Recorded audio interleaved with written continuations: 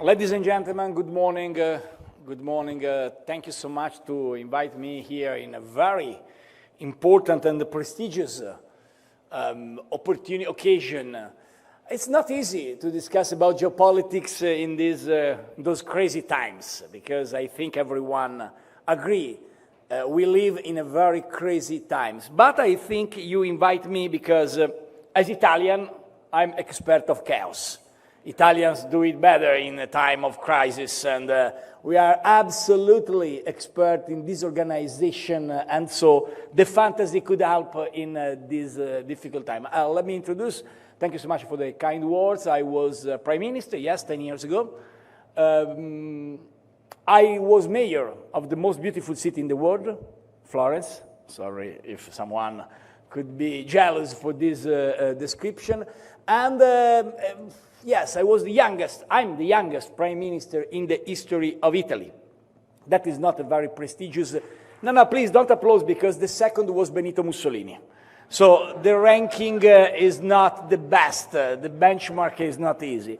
And now I think we have 2 points, very simple, I want to offer to you.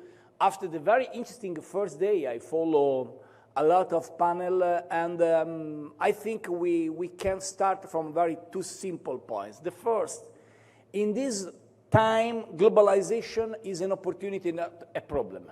That is the first message I have to underline. That is exactly the opposite of sovereignism around the world, and particularly the strategy of President Trump. Globalization helps us. Is not our enemy, is not our problem. This is the first. The second point, Europe is in crisis. Because Europe is in crisis, Europe needs India. But I think also India needs Europe, exactly for the same reasons of the crisis of globalization.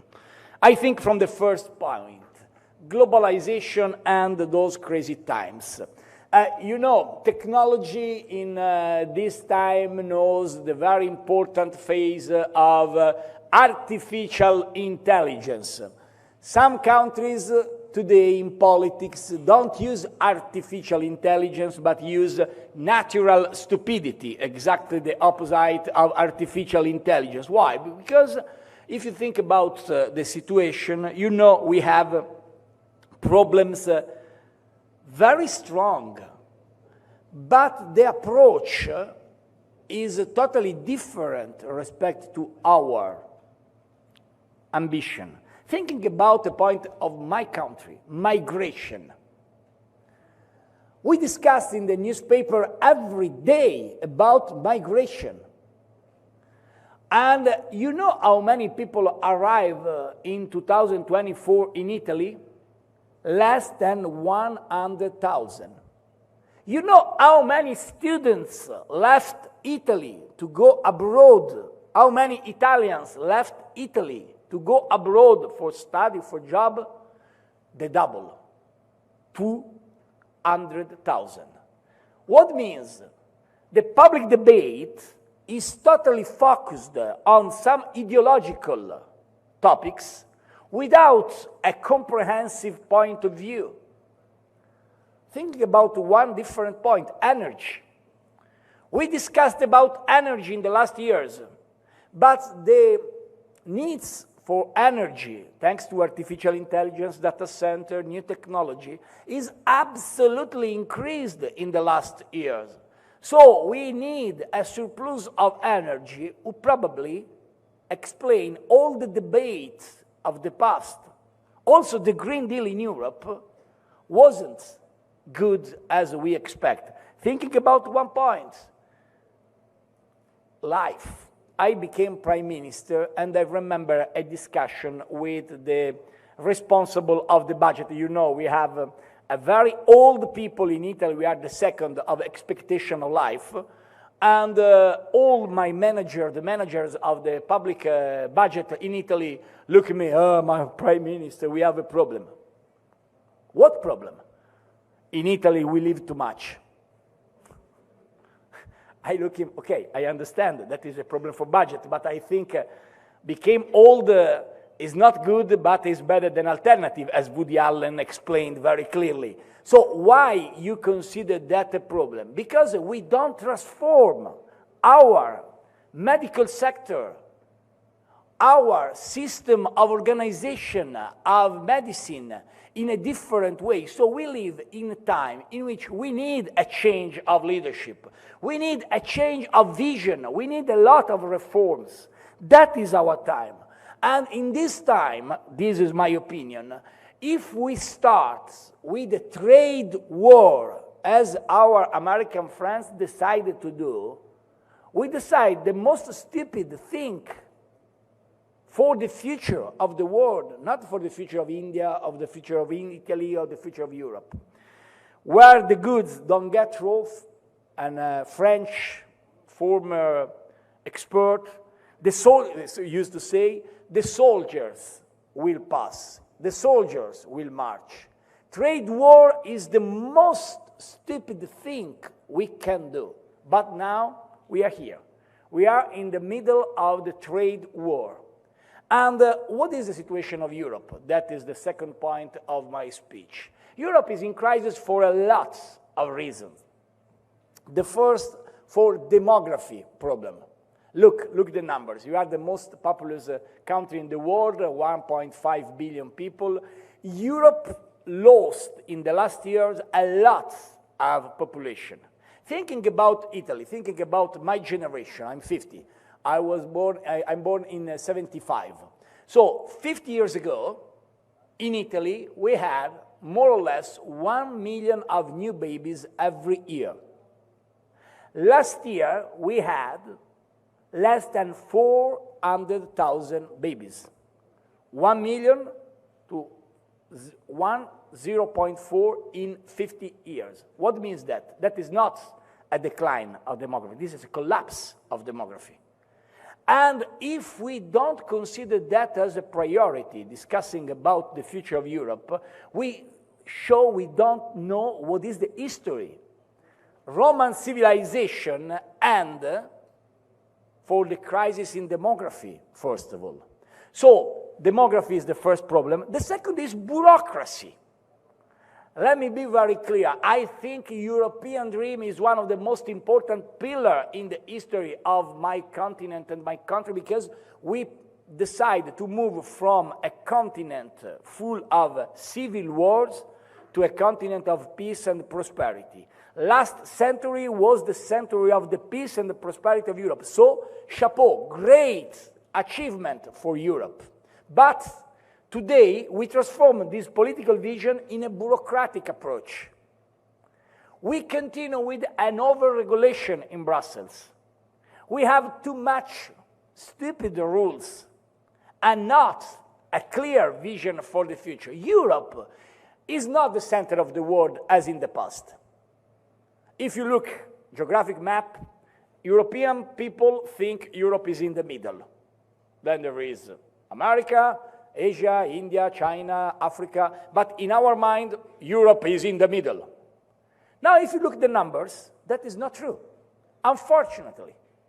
But that is also an opportunity to become not more the center of the world as in our mind, and transform our assets in a very good assets to discuss with the new multipolar center of the new world. There is not a new global order, there is a new global disorder. And in this global disorder, we can play a role different with respect to the past, because we have an incredible history, an incredible asset, an incredible future. We have to cut the mistakes of past. We had a bad approach on tariffs. We accept every single decision of President Trump. President Trump called European leaders in the White House, okay, that is the, and as a not maker, not a deal maker. He decided the budget for defense, he decided the budget for energy, and please consider that.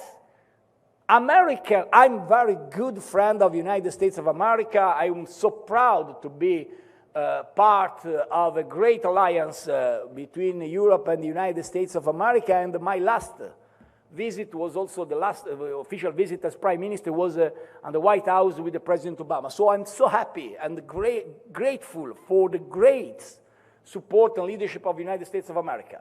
But we cannot accept the idea energy's problem become different when America found the shale gas, and so they changed totally perspective and the policies in Middle East and in Europe, because they became from nation who import energy, nation who export energy.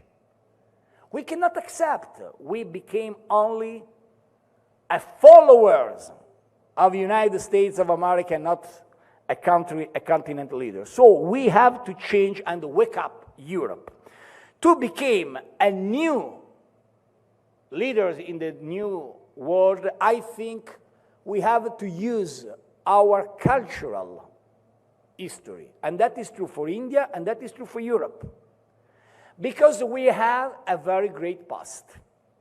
I know it's not easy to discuss about past, because technology wants only future, because bureaucracy wants only present.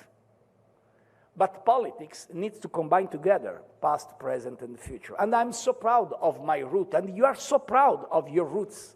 And we have to use our roots, different roots, to create a partnership for tomorrow. That means we have to invest in our education, in our quality, in our beautiful. Yes, beautiful.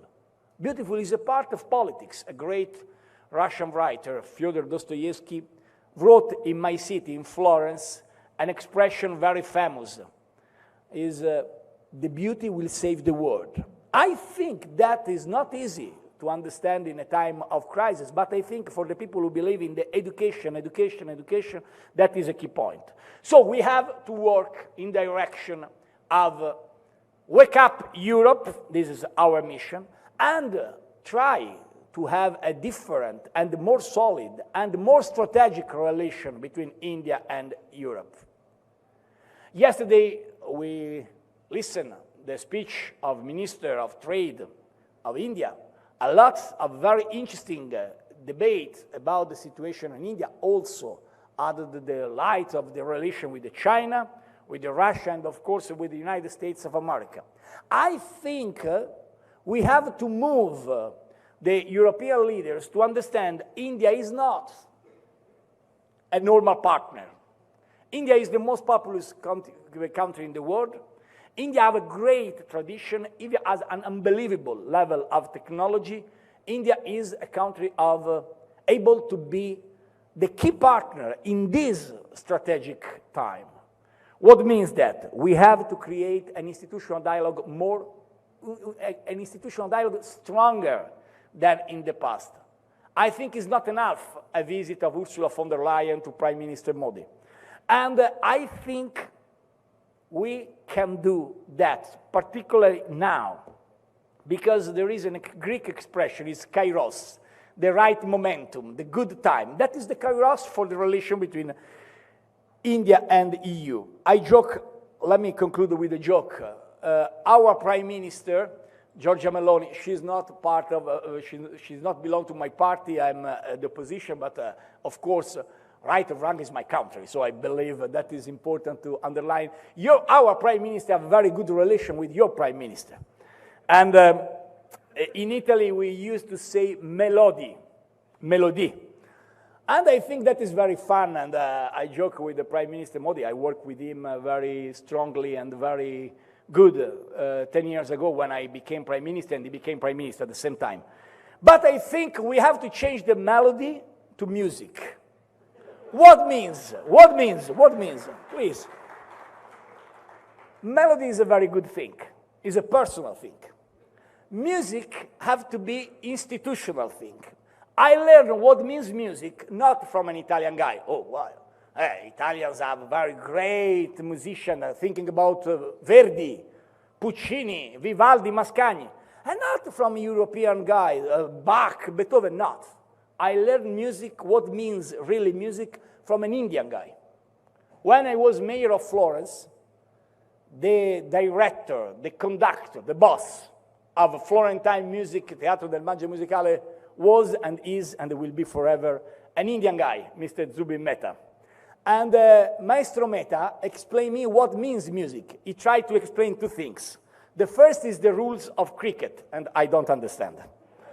And he tried to explain, oh, there is a match very important, 2 days and a half. Okay, Mr. Mehta, I don't understand. Okay. The second, he tried to explain me what means music. Music is use an orchestra with the same voices, with the same instruments, with the same players. I think Europe and India could play a different music if they decide finally to come back together to write not a page of the past, but a page of the future. I strongly believe in it. Thank you so much.